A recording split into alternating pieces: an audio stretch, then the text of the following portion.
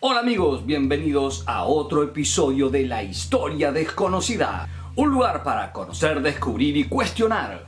Un lugar para el libre pensamiento y la reflexión. En el día de hoy hablaremos sobre la Batalla de las Batallas. El enfrentamiento bélico que cambió la historia de nuestra Argentina. El antes y el después. Pero antes de comenzar, no te olvides de suscribirte, darle like y activar la campanita si es que te gusta el contenido de este video.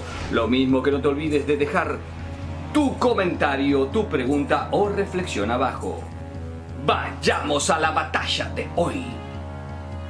Como ya dijimos, la batalla que estudiaremos es la más grande en la historia argentina. Sin embargo, es de la menos tratada y en muchos sentidos de la más menoscabada. Por algún motivo se ha generado toda una leyenda sobre ella, menoscabándola. Y además, cuando se la trató de explicar, se lo hizo de forma muy poco profesional, tal vez por los odios y los preconceptos que se tienen hoy en día, aún hoy, contra sus protagonistas. Una cuestión importante a señalar es que este año se cumplió el 170 aniversario de la misma y sin embargo se ha escrito muy poco, se ha visto muy poco, se ha conmemorado prácticamente en nada dicha batalla. Es por eso que hoy trataremos de resolver ese problema. Nos estamos refiriendo a la batalla de Monte Caseros o simplemente de Caseros del 3 de febrero de 1852, cuyo nombre le da justamente su nominación a uno de los partidos más importantes del Gran Buenos Aires, el de 3 de febrero, lo mismo que a un parque conocido como los Bosques de Palermo, pero que en realidad es el Parque 3 de febrero y que conmemora la derrota del susodicho Juan Manuel de Rosas, y cuestión que no es además casualidad que en dicho Parque 3 de febrero estaba la residencia oficial de don Juan Manuel de Rosas, que después fue destruida. No lo querían mucho. Lo primero que vamos a hacer es hacer una aclaración y después hablaremos de la batalla propiamente dicha. Hay que entender el porqué del destrato de tamaña batalla tan central en nuestra historia. Y en este sentido deberíamos decir que los libros de historia son solo eso. Libros de historia, no es la historia. La historia con mayúscula es lo que sucedió en realidad. Y lo que escribimos e investigamos los historiadores es historiografía, no es historia. Y en este sentido, cuando lo hacemos, a pesar de que son investigaciones o intentan ser investigaciones que tienen todo un método, lo cierto es que finalmente, de alguna manera, terminan siendo visiones de los historiadores. ¿Qué quiero decir con esto? La historia es lo que sucedió. La historiografía son las explicaciones que encontramos nosotros en función de tratar de entender ese hecho o ese proceso o suceso. Es decir, la batalla de Caseros pasó, pero luego vienen las distintas versiones que producimos los historiadores y ahí comienza el problema. ¿Por qué digo que aquí comienza el problema? Y porque si el que escribe es Bartolomé Mitre, que odiaba a Rosas y participó además en ese día en la batalla como teniente coronel de artillería, bueno, su visión va a ser bastante particular. Y por otro lado, tampoco quería a su jefe, que era don Justo José de Urquiza. Para Mitre, la batalla de Caseros es el fin de una tiranía, la de Rosas, que cambia para la llegada de otra tiranía, la de Urquiza, que él, Mitre, termina en la batalla de Pavón casi 10 años después. De esta manera, para Mitre es un proceso en el cual él es el protagonista que desaloja a los dos tiranos para construir una nación. Dice Mitre: Caseros es una batalla final, lógica, necesaria y fecunda. Es el punto de partida de la época actual, de la evolución de la organización nacional complementada por otra batalla. Se refiere a Pavón. También necesaria y fecunda en que triunfó la reorganización nacional, asentando a la República en equilibrio sobre sus anchas e inconmovibles bases constitucionales.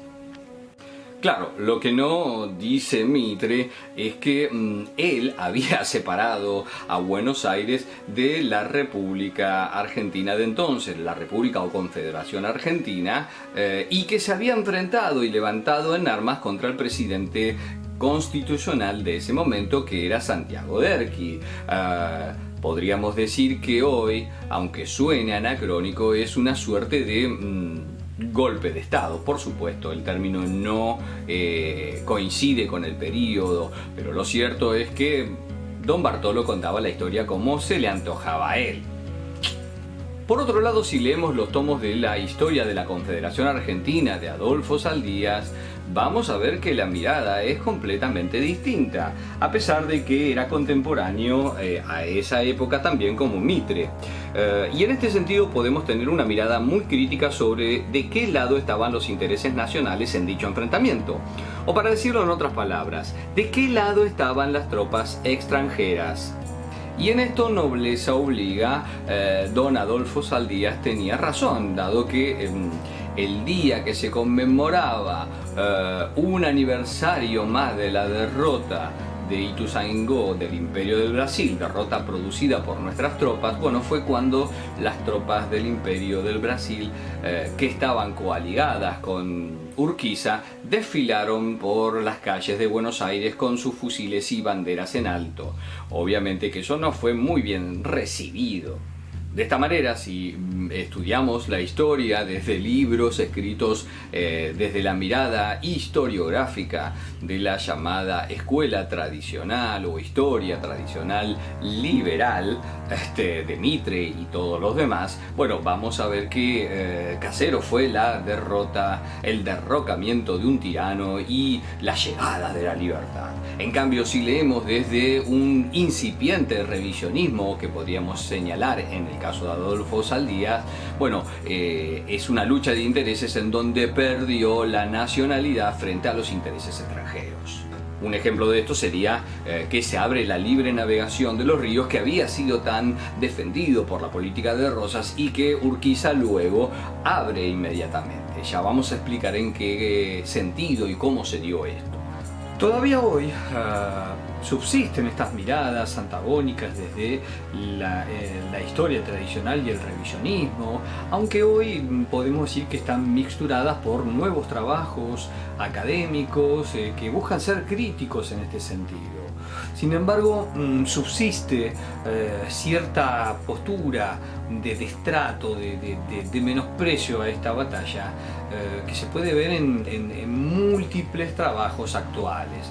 Por ejemplo, cuando Pablo Camogli sostiene: ni siquiera la batalla de Caseros resulta de mayor interés militar, salvo, claro está, en sus implicancias históricas.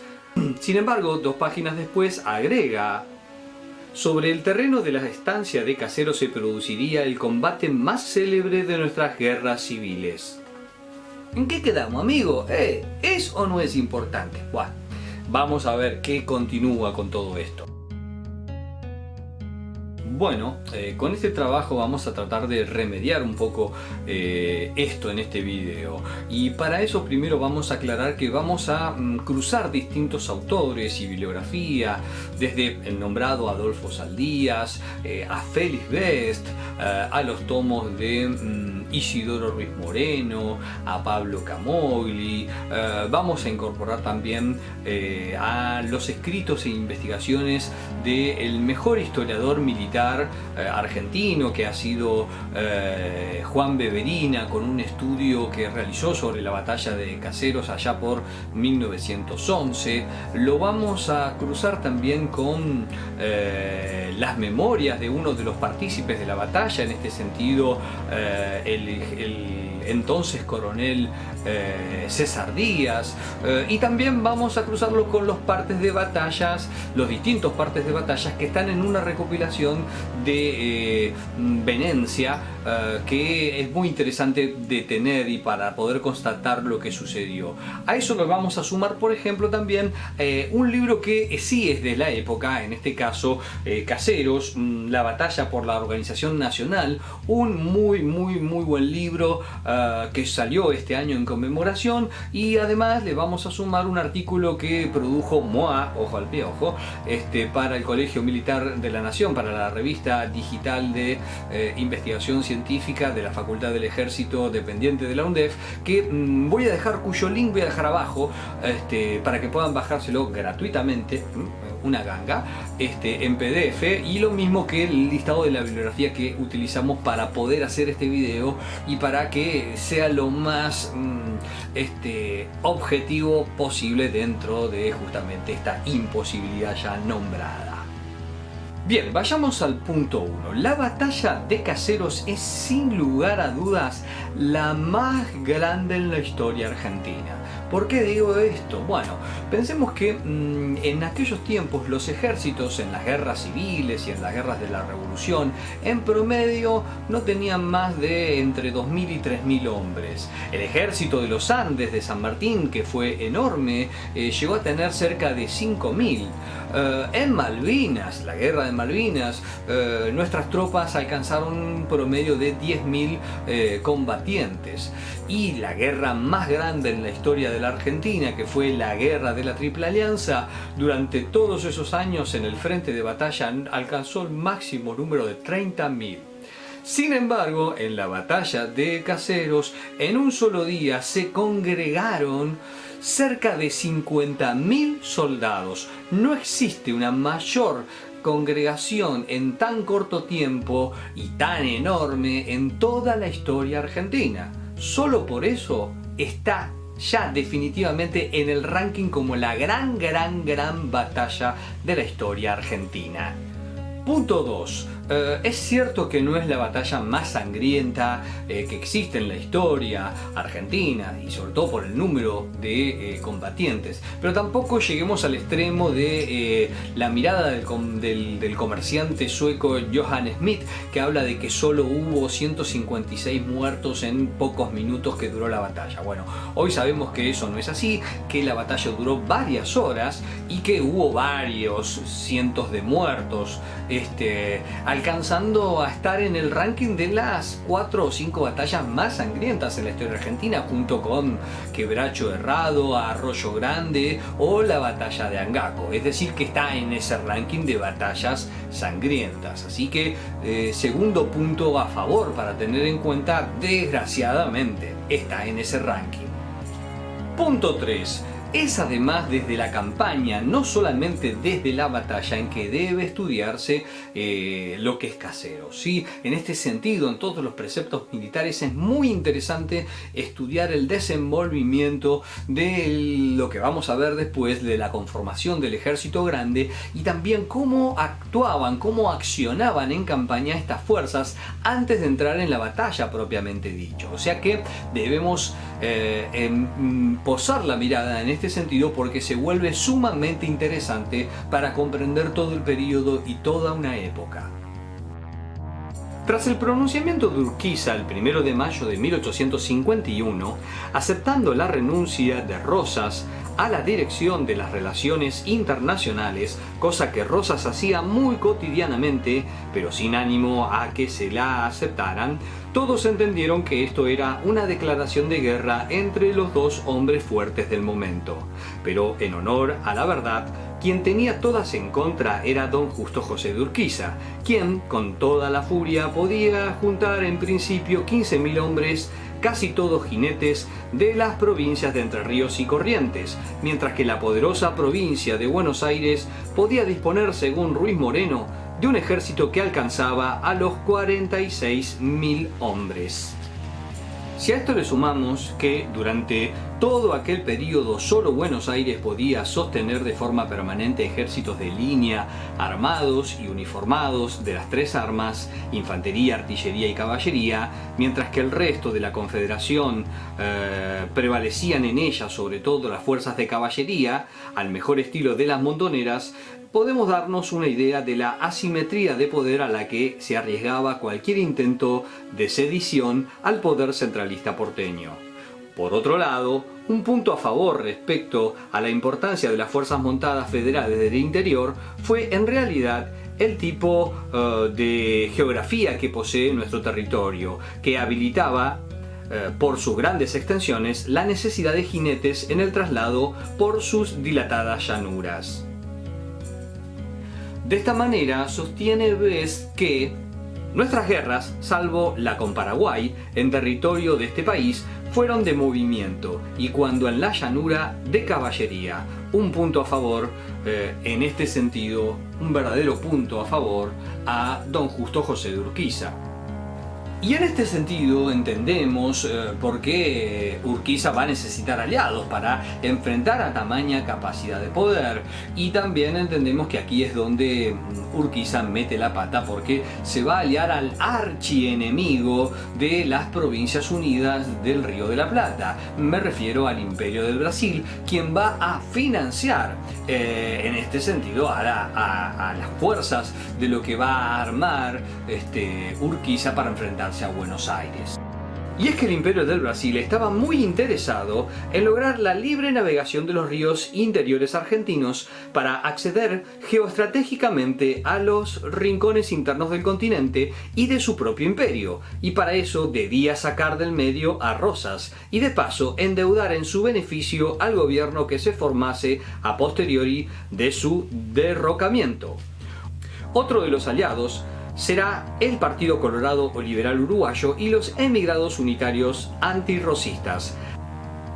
Aquí es donde tiene mucha razón Pablo Camogli al sostener que surgió en el Río de la Plata la primera triple alianza. La segunda sería contra el Paraguay.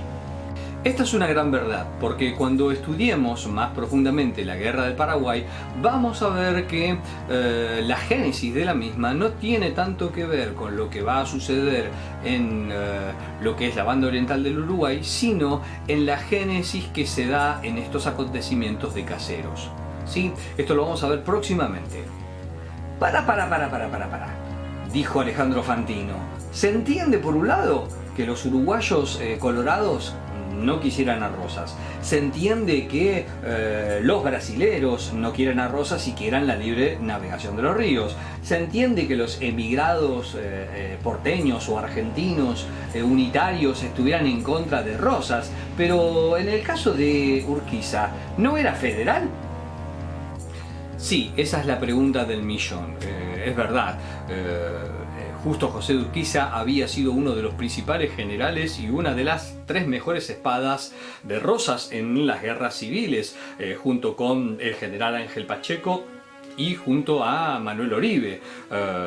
A lo largo de estas guerras había peleado del lado del federalismo, pero, como bien dice el historiador Roberto Schmidt, la población entrerriana superaba en 1849 los 47.000 habitantes y el stock ganadero crecía hasta transformar a Entre Ríos en la segunda economía pecuaria de la Confederación Argentina. Y esto la convertía en una competidora directa de Rosas y del puerto de Buenos Aires. Y esto finalmente iba a confluir en la necesidad de terminar en alguna forma de gobierno supraterritorial constitucional que favoreciera no sé si la libre navegación, pero en todo caso sí el reparto del dinero de la aduana de Buenos Aires. Podemos decir entonces que de alguna manera la guerra y Caseros va a tener finalmente una cuestión económica en sí como causa. Como sea, Urquiza debe atacar rápido y primero antes que las enormes fuerzas de Rosas entren en acción reuniendo todo su poder. Es por eso que desde su campamento de Calá, en el centro de su provincia, parten sus tropas pasando por su palacio de San José, luego por Concepción del Uruguay, para cruzar el río Uruguay por Paysandú, bajo la atenta mirada y custodia de la escuadra brasileña que tenía 17 buques de guerra y que operaba en aquellas aguas, dándole un dominio fluvial estratégico a Urquiza. Con apenas 6 u 8.000 jinetes, casi todos milicianos, Urquiza se quiere enfrentar a las fuerzas de Oribe, que poseía unos 14.000 hombres. Esta marcha la realiza entre el 18 de julio y el 8 de octubre de 1851. Pasa por Durazno, luego por Punta Maciel y por Florida rumbo a Las Piedras, en donde se encuentra el campamento del general Oribe. Lo cierto es que Urquiza estaba en su mejor momento, en el cenit de su capacidad militar y de su prestigio. Es por eso que muchísimos de los oficiales que estaban subordinados a Manuel Oribe se van a pasar directamente al lado de Urquiza, como es el caso del coronel Servando Gómez. De esta manera Oribe va a tener una enorme deserción entre sus tropas que va a desembocar en el desenlace final de este momento de la campaña. Traicionado por sus oficiales, debilitado por las deserciones en masa y sorprendido por la velocidad del ataque, Oribe nunca logró reunir sus fuerzas para intentar una verdadera resistencia. Así, con la invasión de 9.000 jinetes brasileños por el norte, debe negociar su rendición privando a Rosas no solo de una gran cantidad de soldados, de los mejores en este sentido entre sus tropas, por ser veteranas, disciplinadas, aguerridas y muy bien armadas, sino además de los servicios de uno de los principales generales rosistas, el general Manuel Oribe. Es así que el 21 de noviembre se firma el segundo convenio entre la provincia de Entre Ríos, Corrientes, Uruguay y el Imperio del Brasil para organizar lo que se va a conocer como el Ejército Grande, que va a llevar la guerra a Buenos Aires y que va a desembocar en la batalla de Caseros. Pero esa es otra parte que veremos en el próximo episodio de La Historia Desconocida. ¡Hasta la próxima batalla!